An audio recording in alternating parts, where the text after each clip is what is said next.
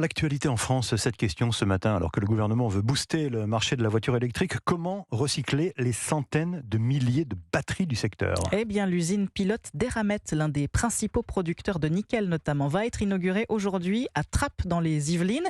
Première étape avant l'arrivée d'une méga usine en 2025 dans les Hauts-de-France, Aurélien Fleureau. La filière française de l'électrique se met en place d'abord pour répondre aux exigences européennes. En 2027, cobalt, cuivre, lithium ou nickel auront un pourcentage de recyclage imposé.